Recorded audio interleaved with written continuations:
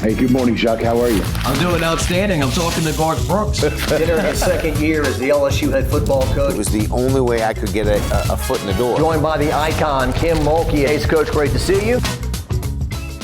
All right, it's our pleasure right now to be joined by Mike Scarborough of TigerBait.com. Mike's been doing this for over 3 decades, right? That's it. Coming up, 30 years. 30 years. 1996, the infancy of the internet. Yes, an AOL member page. That's how it started. I saw a news release a week or two ago where they put out that they're finally turning off dial-up.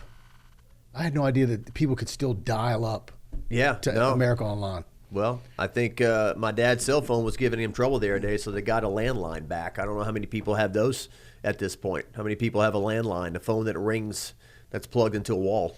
Very few. But it's LSU game week, as you and I have talked about. So now these days we have whatever bowl game or postseason thing LSU plays in. You have your free agency season. Who are we losing? Who are we getting? We have our spring football season. We have our summertime. We have our SEC media days. We have our fall camp. And now we are finally in a game week. So how much of the storyline's changed in the last 8 months? I don't think it's changed one bit. The only blip we had was the fake Garrett Nussmeier out for the year 24-hour debacle that BK, of course, came out pre-Joe Sloan and put that to bed. But other than that, it's pretty much gone to form. Knock on Formica, is this wood? That nothing happens between now and Saturday. Well, it's amazing. Some of those tweets are still up if you search him.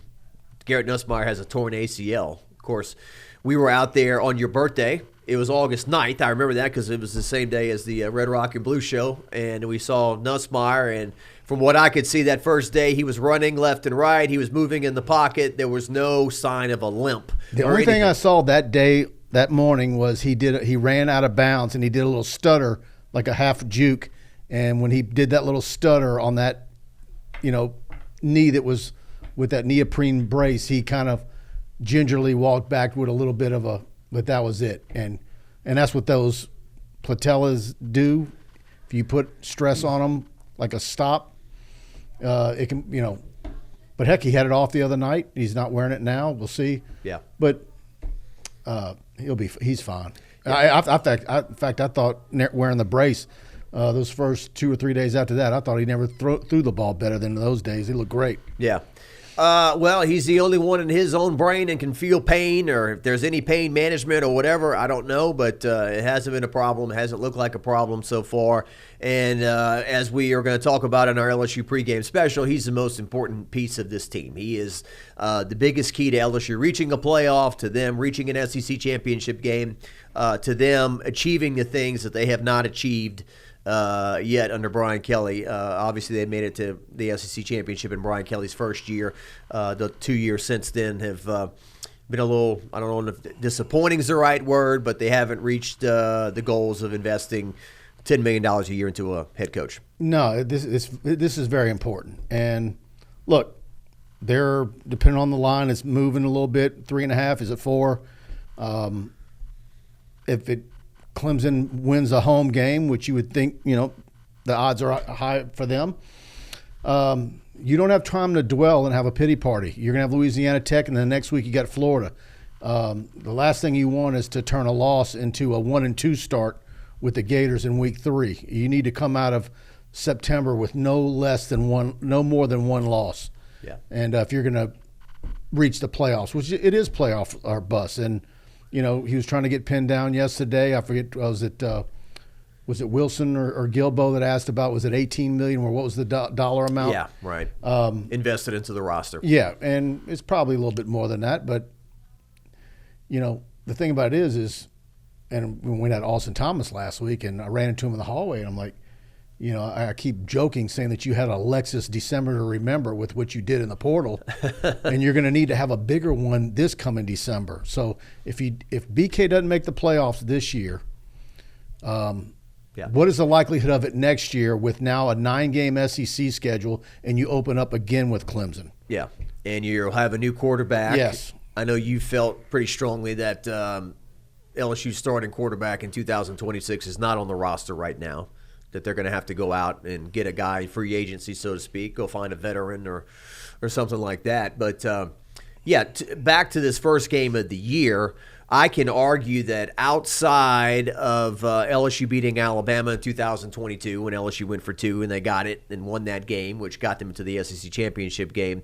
they really haven't won the big game under Brian Kelly. Now, last year they beat Ole Miss when Ole Miss was very highly ranked, so I guess that was a big win as well. But they haven't won this type of game, and this is a tough game to start. And as I've talked about, Hannah Griff was on the air today talking about how he used to complain to Joe Oliva about taking the big game and playing in these neutral sites. Fans wanted the home and homes, and Verge delivered. But now we're hearing, why are we playing Clemson to start the year? It's too difficult of a game. I want to play nobody you. So it's not going to change. LSU's going to go to Clemson and play this game. But Verge takes the beating for it. But every head coach has signed off on it. Scott Woodward has signed off on it. Before Kelly Zinn left, she talked about it. They love those big games. There's nobody in that little group there that can reject it or say, I don't want this, that has done so.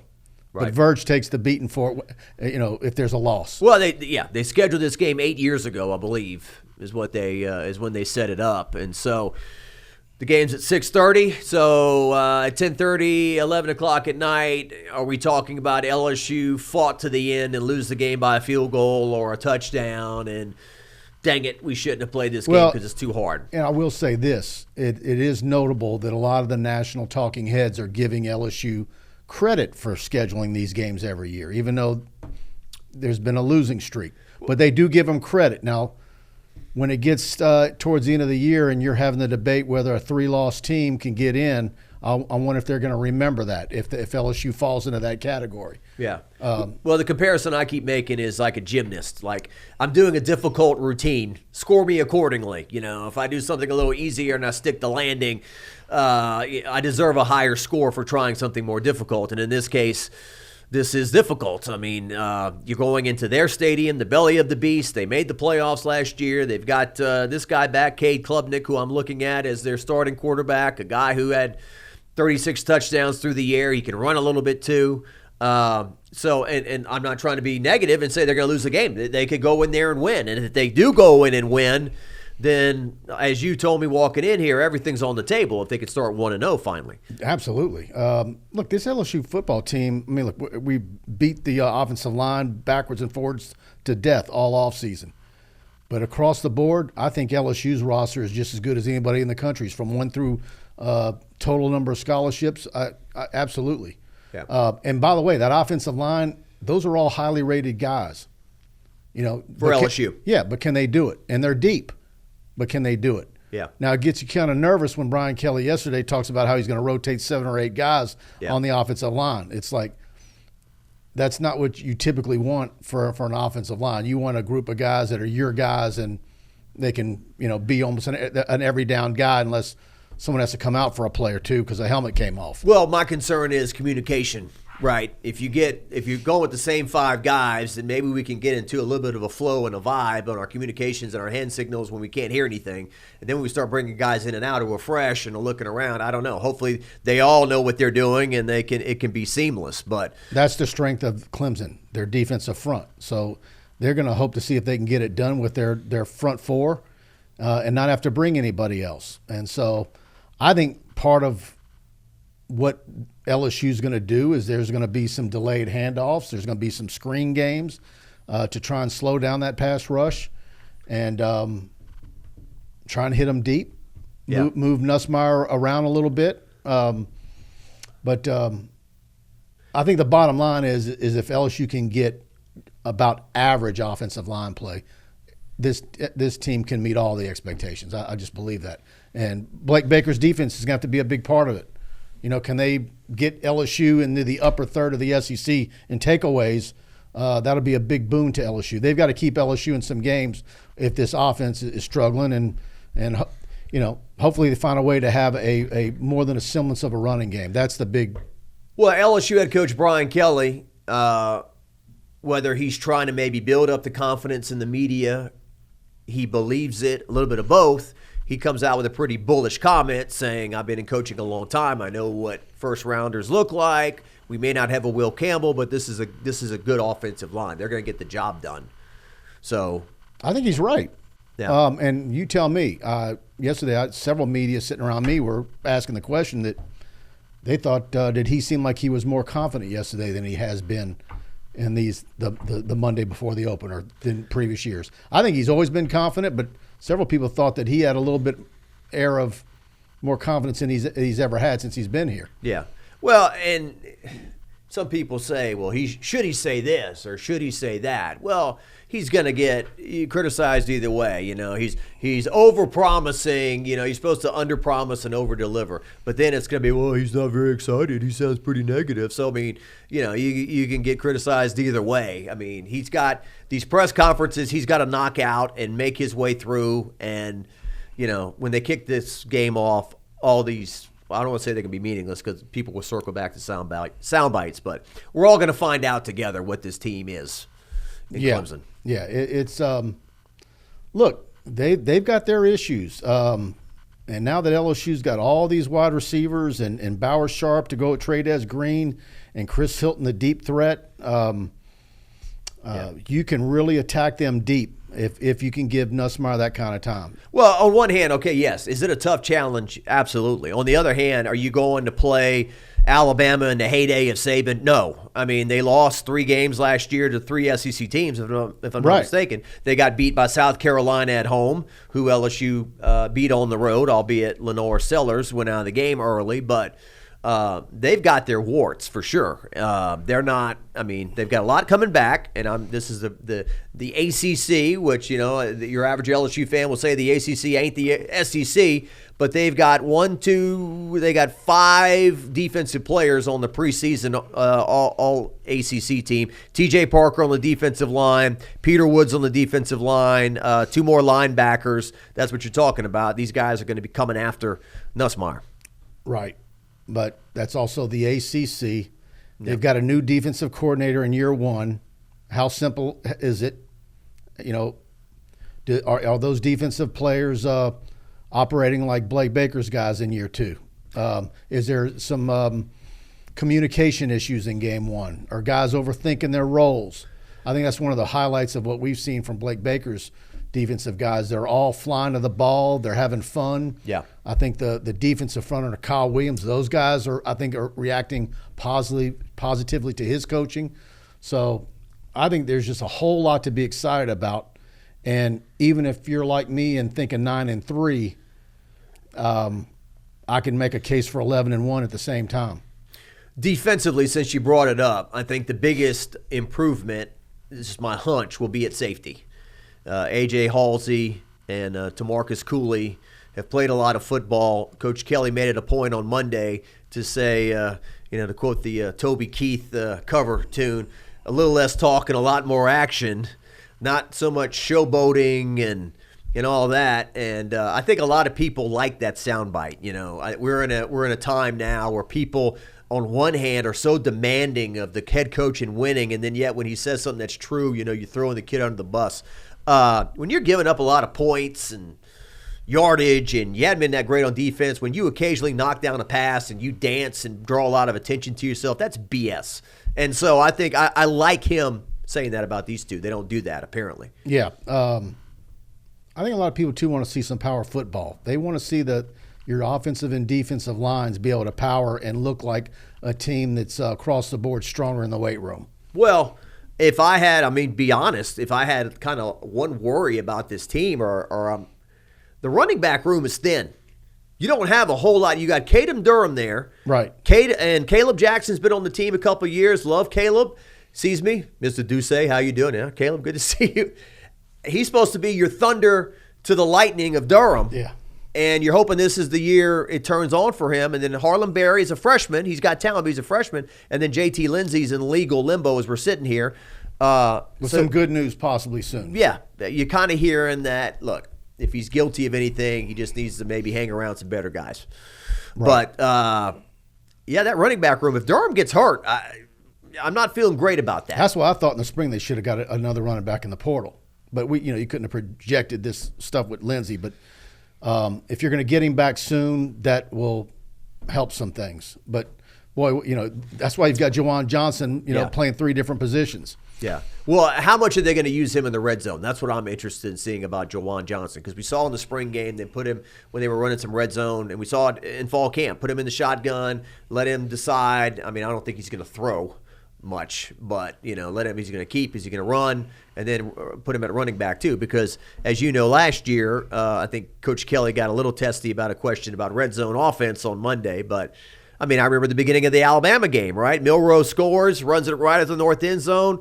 Durham breaks off a long run towards the south end zone. We're about to tie the game. Instead, we got to kick a field goal after being first and goal at the 3. I mean, that's just one case of them not punching it in and getting 7 points. Was that also a deal where Durham was pulled out of that after that big run and there was a different running back? I think you were. I think you also often brought up that they made a running back switch when they would get close, and it didn't always work. Yeah. Frank Wilson liked to put Josh Williams in those situations. Love Josh Williams, had a great career, and wore number 18 and was a big-time blocker at running back. No, and that's a great point. That is a big deal. And hopefully Durham and Caleb Jackson and, that's, talking about Juwan Johnson, who do you see more, him over Tom? I think early on you're definitely going to see Juwan Johnson. I don't know how many games in. Before Harlan Berry starts to get some traction, but Juwan's going to be your depending on the situation, it might be your number 2 guy, might be your 3rd guy. We've seen some unique things. Yeah, well, and then the wide receiver spot, it's not crazy to think they'll play 8 guys there. I was putting together a music video for our LSU preseason special, and I'm trying to include. I'm not putting any guys that aren't on the team anymore. And it's impossible to stay away from Aaron Anderson. I mean, he made I don't want to say every big play. Kyron Lacey, rest his soul, caught the touchdown against Ole Miss, but number 1 is everywhere. Kick return against Oklahoma, the 4th and 10 against Ole Miss. So he's back, and I just don't feel like we've talked a whole lot about Aaron Anderson. Well, yeah, and look, here's the thing. If Chris Hilton picks up for where he left off, he's absolutely a Biletnikoff caliber guy. So then that gives you the typical LSU first-round draft pick wide receiver. Then you got all the others. Now, we can talk about Jamar Chase and Justin Jefferson and so forth that year. But you can make the argument, even though you don't have those top-heavy guys, that the entire wide receiver room at LSU is the best it's ever been. Just from, your 6th or 7th guy is a starter anywhere. Yeah. Kyle Parker and Jelani Watkins, the track guy, is your least guy. Then you've got Teron Francis as a freshman and others that are going to be fantastic. Barry and Brown, Nick Anderson, Aaron Anderson, Chris Hilton, Kyle Parker's had a great camp. He's our guy number 2, Destin. Yeah, from New Orleans, an older guy, physical. He's had some really flashy moments in spring and fall camp. And stretching the defense, we've talked about that. That's key, because last year the guys they had when Hilton went out, they could not throw a deep post down the field. Now you've got Hilton back, hopefully healthy for a long time, and then Barry and Brown is a speed merchant also. And then Nick Anderson is a big kind of Michael Clayton type build. He's a big guy, big target, right?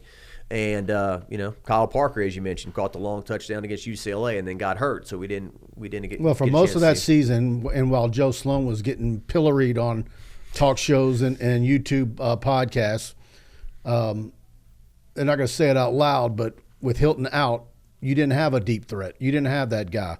Mm-hmm. One source said we didn't have a guy during that stretch that was faster than a 4.6. Mm-hmm. Now you've got 3 or 4 of them. Yeah. And then you extend that to the tight end room. And plus height. Right. You extend that to the tight end room. Trey'Dez Green is a physical freak, 6'7". How many times have they stopped him when we were out there watching? Never. No, and one who's come the closest is Harold Perkins, which I think he's finally going to have the year. Like, I think there's more reason to be excited about Harold Perkins coming off injury than ever before. Yeah. And Xavion Thomas, we should have mentioned him. I mean, it's easy to forget somebody. Yeah, I didn't even talk about him. Yeah, Xavion. Big in the red zone. Versatile guy, can play all the spots. But he was talking about Trades, and he dropped the fact he was 6'7" like 5 times in 20-second soundbite. He's 6'7". I mean, come on. He's 6'7", you know. So I think he'd like a few of those inches for himself. Yeah, but you want to be 6'7" too, dude. Yeah. No, I think Bauer Sharp is, and I all my shows, I can't stop talking about him. I just think he's going to be, particularly when you're, I don't know what their time frame is. If they've got a 2-second, they're going to want to get rid of the ball as quick as possible early on while this offensive line tries to find. I think Bauer Sharp's going to be absolutely huge for them. Yeah. And as much as we talk about Trades Green, I just have a feeling that Bauer Sharp could lead in 2 of the 3 categories, whether it's receptions, touchdowns, or yards. I think he's going to be that prolific for. I mean, if you're not very confident for whatever reason that on a 3rd and a yard and a half that you can run it to get it, Bauer Sharp's your guy on a quick slant. Yeah. Well, I guess it's cliche, right? But when you're in a roaring stadium and you're trying to settle down and settle in, short passing game, Bauer Sharp, 2nd and 5. Let's take that. 2nd and 3. Let's get positive yardage. Let's move the ball down the field. If they're going to over pursue on that defense, were doing some stuff in the spring that I hope they keep in there, because it's not very often that LSU over the last 25 years has had a really good screen game. And particularly middle screens, which a lot of teams have done well. LSU very rarely. Burrow did it well. But, man, Bauer Sharp was doing some middle screen stuff that was some of the favorite stuff that I saw in the spring with LSU. I hope they've still got that in there and they use it, because if the offensive line's struggling and they're in over pursuit, you could do that all day long. I think the screens are going to be huge for LSU. And then, the offensive line, Tyree Adams, he's at left tackle. Kelly has said that Braylon Moore is the key to everything at center. They got him from Virginia Tech. No knock on DJ Chester, but they probably identified a need there. It starts with the center. Chester's still kind of young. Let's get this veteran. Let's bring him in to snap the ball and do the calls and all that. Josh Thompson from Northwestern has 1 spot, so they have 2 spots right now that they're kind of. Is it right tackle? Thompson will be right guard, and then left guard is going to be Mobinga with Chester backing up, and then Cohen Eccles, and BK gave the positives on each one of those 3 guys yesterday. But it looks like it's Mobinga's, and then of course Tyree Adams at left tackle and Weston Davis at right tackle, and then how long before we see Carius Kern? And because he's going to be a beast. Yeah. Defensive side of the ball, we talked a little bit about that. I brought up the safeties. Harold Perkins, are they finally going to play him in the right spot? And B, is he going to stay healthy and make plays? Like, what did Coach Kelly say the other day? He wanted to see number 40, not number 7. He remembered number 40. It's funny that when we go back and we edit that footage from 2022, when he won the game almost by himself at Arkansas, was blitzing Jackson Dart all over the place in Tiger Stadium, was all over Bryce Young in Tiger Stadium when they played Alabama. So the number 7, that's another discussion, I guess, the ups and downs of number 7 at LSU. But Harold Perkins. And does he shadow Klubnik? What do you bring him? I think you've got so much new guys there that are capable of getting to the quarterback. Bernard Gooden, 88 on the inside, Pyburn on the edge, Relaford and all those guys. Don McKinley, who we didn't get to see Saturday night, is going to be a beast. Jacoby and Guillory. I mean, this is the best defensive line, interior and your edge guys that BK's had since he's been here, and he's got options. He's going to be able to rotate guys. Yeah. And so, do you bring Weeks? Do you bring Perkins? I think they're going to want to do a lot to try and confuse.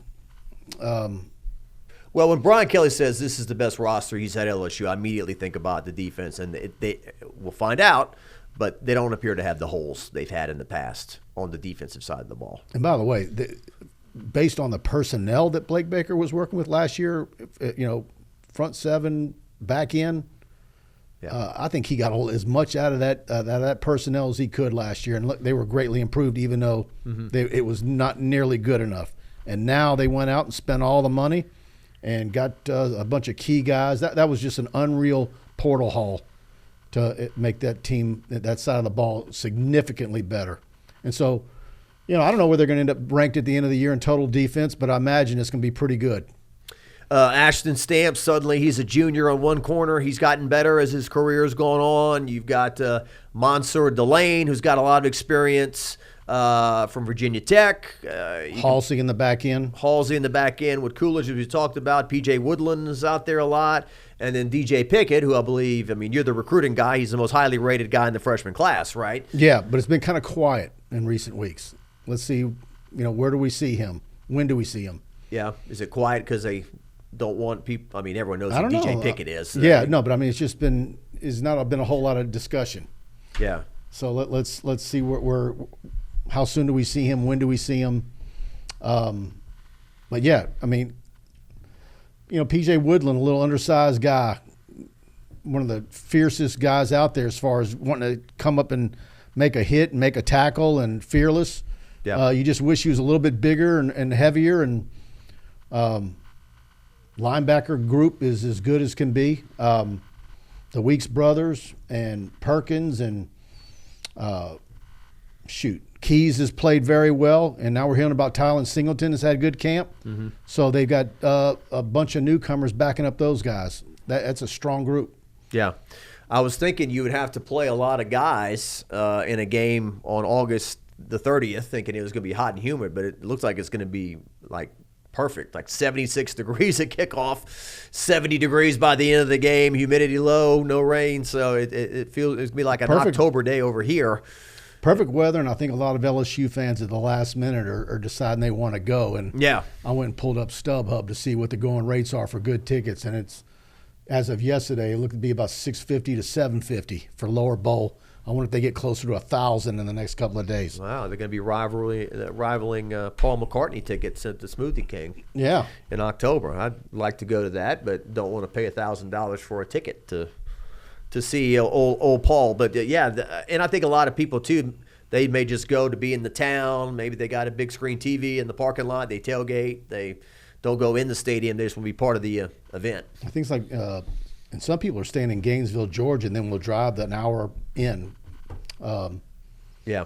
It's I don't know what the accommodations are in the numbers and how difficult it is for Clemson, but I think LSU fans might be surprised by how many they actually have there. Yeah, well, Verge has told me that we got 5,000 tickets and only 500 are in the lower bowl. It's the Texas situation where they're all up by the moon. I think Verge told me that they were not going to give them a lot of real estate when they come back in the lower. It may be more of the, we're going to stick you up there. I don't know. We'll see. But, LSU's always been accommodating to the visiting fan. They've given them a lot of real estate in that south end zone. I wonder if that shouldn't be somehow a league-wide policy where they come up, where it's not you get treated poorly one place, and the next place they give you a nice corner of an end zone. Yeah. Like of course, LSU you got does. season ticket holders, though. You can't move, though. I would Right. imagine, people that have tickets. But all right, a few more things. So, and look, as you've mentioned, if LSU wins this first game, which would be tremendous and great, you play Louisiana Tech, who I don't think Louisiana Tech is going to beat LSU, but it's certainly not like playing an FCS team. Louisiana Tech's been in a lot of bowl games, pretty respectable program. They're going to be very motivated to beat you. I don't think they're a threat. But then Florida comes in, and you could argue maybe what's more important, beating Clemson or Florida. I don't know.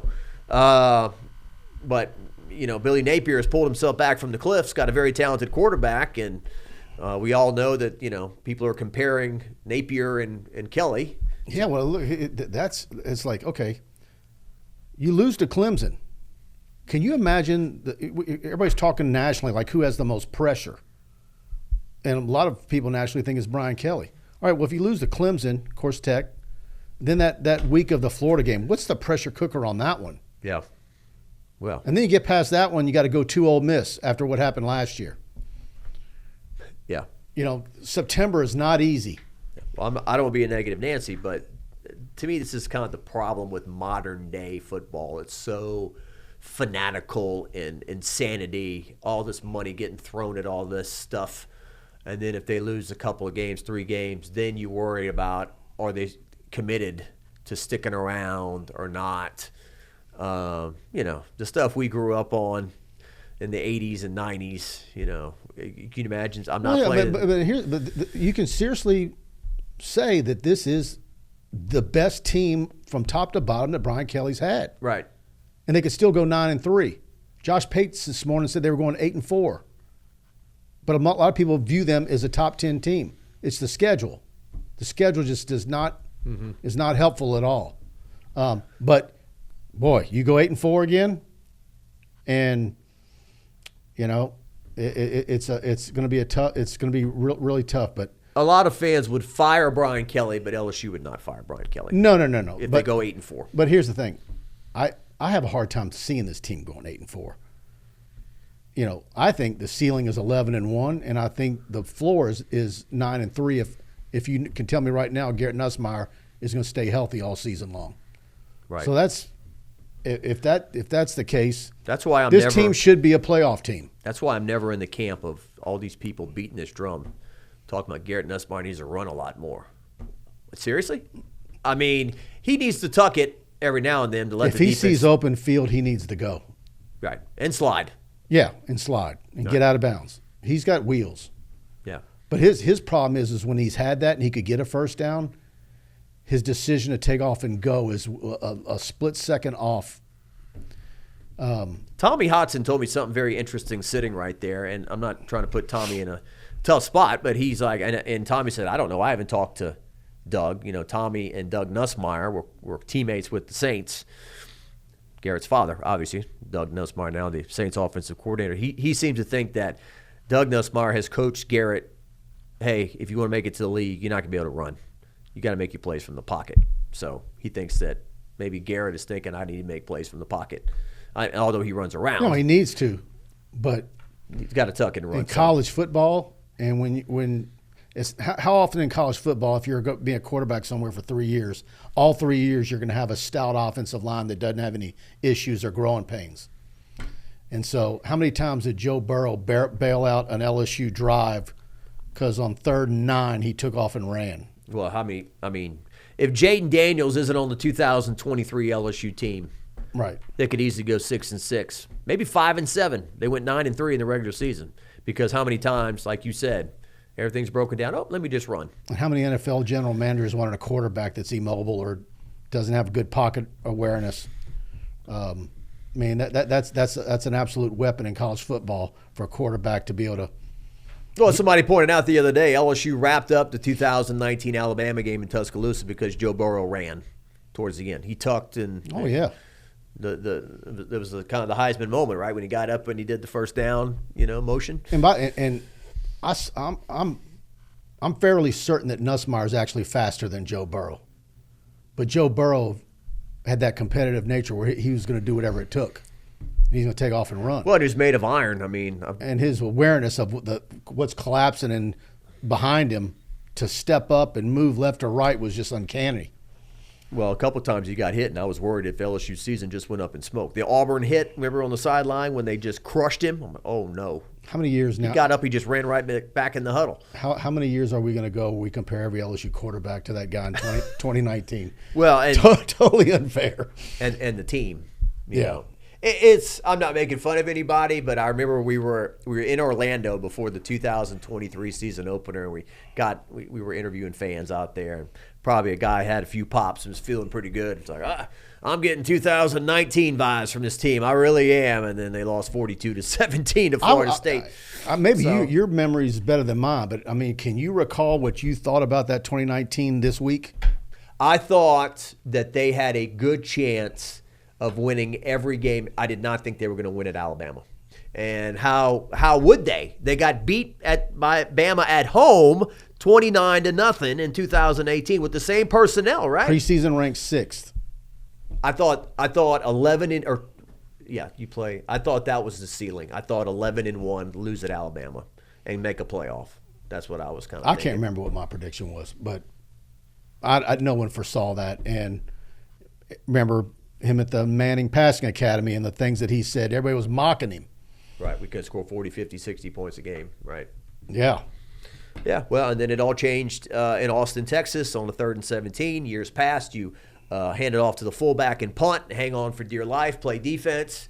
In this case, nope. I heard Ed Ogeron talk about the play the other day. Clyde picked up a blitzer. Joe slides a little bit, finds Justin Jefferson, and that play, launched So that's the whole deal. The second year, Burrow's second year, Daniel's second year, Nussmeier's second year.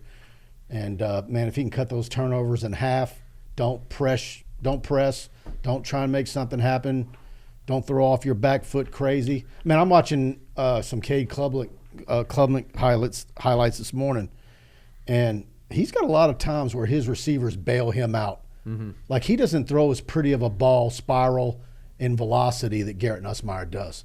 But he's got great wide receivers that come back to the ball and can make receptions on a ball that's behind him and underthrown.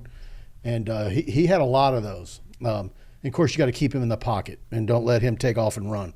Yeah, and they have to help Garrett. I mean, when the season went off the rails last year, it went off the rails on one play, and that was in College Station. LSU's got the lead in the third quarter. Garrett rolls left. They've got no running game to speak of. I think Caden Durham and Josh Williams combined for like 24 yards on 23 carries or something. Could not run the ball, so Garrett's trying to make something happen. He throws against his body. They pick it off. Then A&M switches quarterbacks, put the other guy in. With Marcel Reed runs it in, and that was it. Mm-hmm. And then they lost to Alabama, they lost to Florida, and then all their dreams were dashed in a 3-game losing streak. So they have to give Garrett protection. They've got to give him a little running game, and Garrett at the same time doesn't need to, as Coach Kelly said, Garrett's worst play needs to be 0. Saved by 0. Is that the fix in the 80s? It is. Saved by 0. Playing in New Orleans in a couple of months. Aren't they playing the same night as the game? Yeah, we can't go. Yeah, we're not. This weekend. It's this weekend. Yeah, it's not. We won't be there. We'll be watching the football game. All right. Kicking game, Damian Ramos back to do your field goals and extra points. Who's this punter? Chadwick? Yep. And we have not got to see a whole lot of that in the time that we're at practice. But I've been hearing that he's been outstanding. Then you've got Burrell with kickoffs and maybe extra long field goals. So, and I think we're going to have a pretty stout return game. I think Barry and Brown returned one against Clemson last year, and now he's at an LSU Tiger. LSU Tigers on punt returns last year, 14 returns for 66 yards, 4.7 yards per punt return. I think that ranked them 111th in the country. Was also talking to Tommy Hudson about that. Just doesn't make any sense. LSU with athletes like that can't find a punt returner. So hopefully that, Xavion or whoever they put back there. Watch Barry and Brown last week on a full sprint run up to catch a short punt and didn't juggle it. It was like it was nothing for him to run full speed and field a punt and keep going. Yeah. Well, I mean, you don't know till you turn. I mean, he's already played, but like Malik Neighbors is one of the best players on planet Earth, right? And he fumbled. He couldn't do it. At LSU, at least early on that Florida State game in the Dome. Aaron Anderson had his struggles, but yeah. Hopefully they're breaking that. Yes. All right, so where do people find your stuff here? TigerBait.com, our Facebook page, TigerBait, LSU Tigers on TigerBait, our YouTube channel, and you can follow me on X at Scarborough Mike. And the great buddy Sanji, who is a super veteran in this town. One day he's going to come in here and do a Jacques Talk. Maybe so.